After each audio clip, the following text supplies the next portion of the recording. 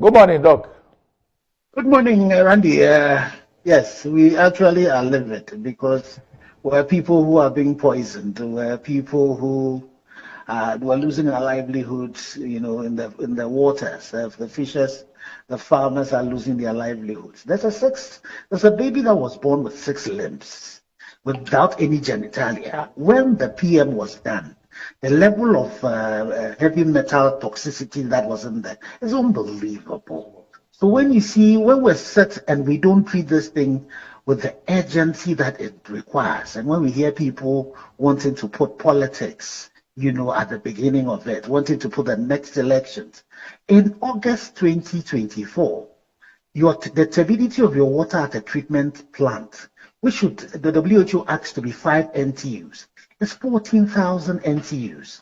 Your water that used to be treated with alum, no more is treated with alum, it's treated with polymer. Polymer is a chemical that is used in treating wastewater. And it's wastewater that is being treated for you to drink. And you don't think we Engineer. Yes, sir. I beg you, please. Just repeat what you just said about the water treatment. Water, the WHO standard is 5 NTUs, which you treat to below 5 NTU, below 1 NTU. So at your intake point, you should be getting turbidity of around 5 NTUs, which you then treat and process to less than 1 NTU. So if you take the Sexual Human Water Treatment Plant, for example, the design KPI for NTUs is 500. Ghana Water has pushed it to 2,000. But in August, Ghana Water was reporting 14,000 NTUs. And as I was saying, Ghana Water in the past would do chlorination, then they'll use aluminum sulfate to do the coagulation. But now they've changed, they're using polymer. That polymer chemical is a chemical that is normally used in treating wastewater. So if you have a situation where in August, you're reporting 14,000 NTUs, you then cannot say you're waiting for the next elections to be able to do something about what it is that we need to do about this situation. Now,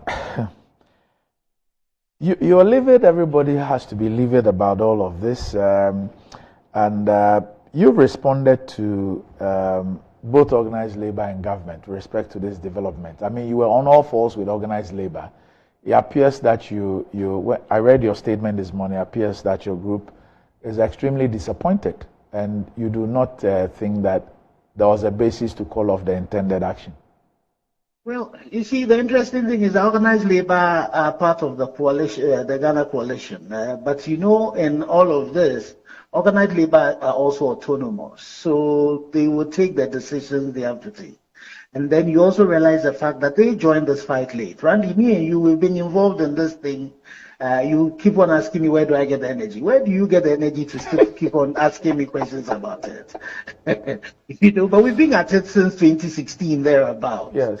And, so we know this thing a bit more better than they do. So when government tells them that, they're taking steps to revoke the LI 2462, which the NDC and MPP both sat in parliament and saw passed. And they say they've suspended it. But organized labor forgets one thing. This current government, after the LI has been passed, the Minerals Commission has permitted several entities. So there are several permits there that are there.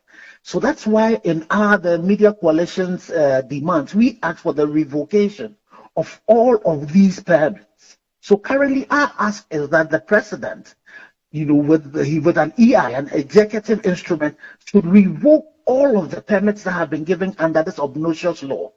And then also we know for a fact that the EPA has not signed a lot of these permits. To tell the EPA that once the president says suspend, then you don't have the mandate to sign any document.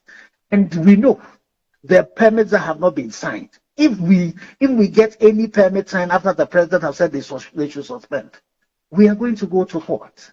So there are elements of the things that are in there that we don't see in the response. For example, the issues around the evacuation of mining equipment and the street enforcement of all of it.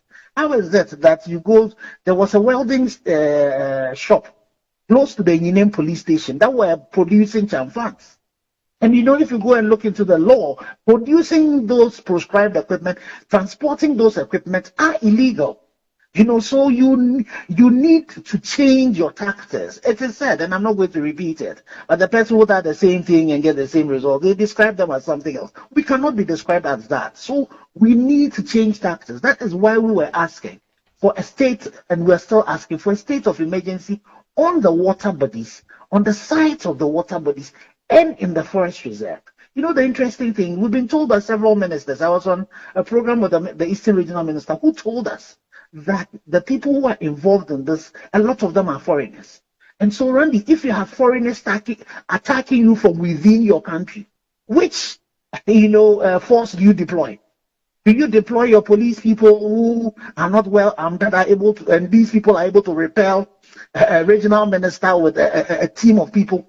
Or you deploy your forces, including your air force, that will fly sorties over these river bodies, get your navy that will then go into the waters, and get your army that will go on the banks. Because see what you need to do, if you go and you just burn the chamfans, they come back and they rebuild it. It's cheaper to do that. What you need to do is to recover those equipment out of the water and make sure that you then are able to use them for something else rather than it. So there are things that we should do differently.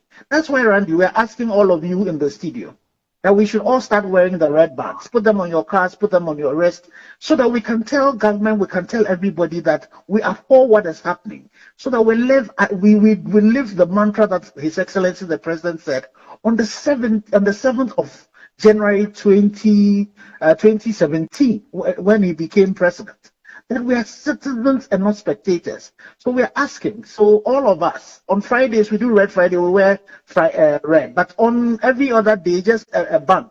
Then we're asking the Muslims, when they are going to the mosque, they should wear red. When the Christians are going to church, like Reverend Opudi said, we should also wear red. When you wear your red, take a picture of it, post it on social media, post it on Metro TV's handles, and target hashtag Stop Galamsey now, so that we would demonstrate to government. We would demonstrate also. Another important element of this fight is to the presidential candidate of the NDC and the MPP. That the things that we are asking the president to do now, some of which he started doing, some of which has to be done, they need to sign on openly to that, because on the 7th of January 2025, they are going to take over. We are not going to start another campaign for them to do what they have to continue it.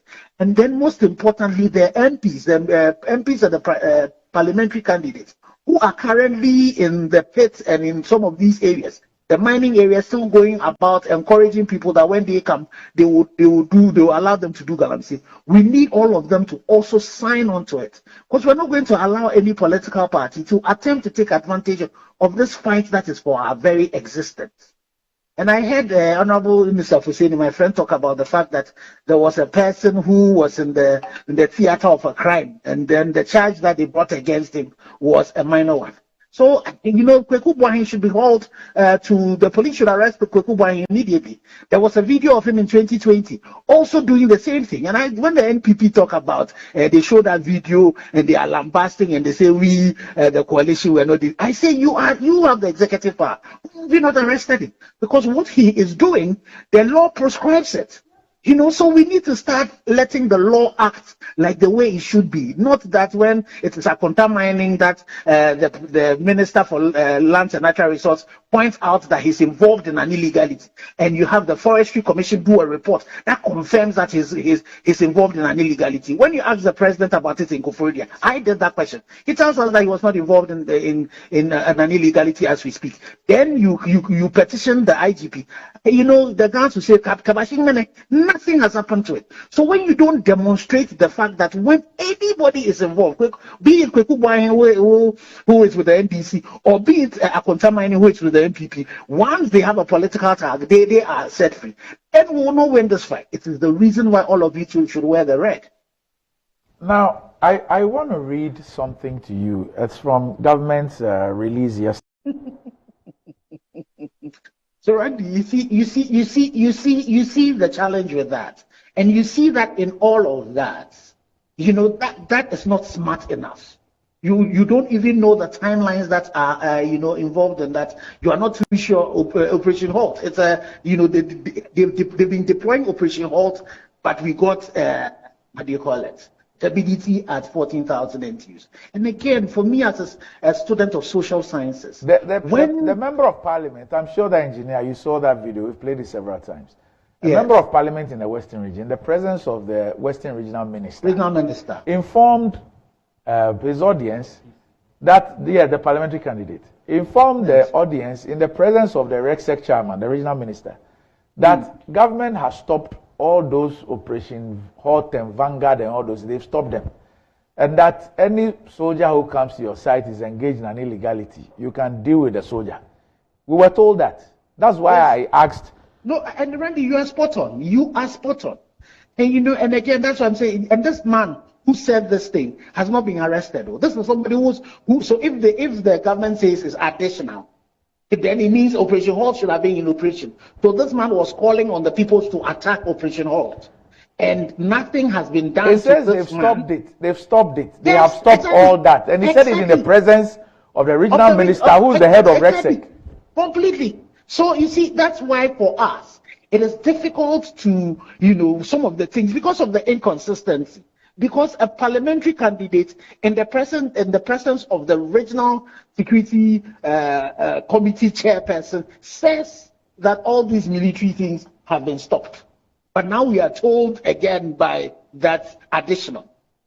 And and again, so Randy, to buttress your point, even the Operation Halt that was stopped, it was because it was stopped that and your stability got to 14,000 NT. So this additional that we're talking about, what kind of additional? The only source of joy for me is that this morning I have heard from an independent source, as a media source, that says that they were with them yesterday as at 1 a.m. when the deployment was being done. Okay. And so as at 4 a.m.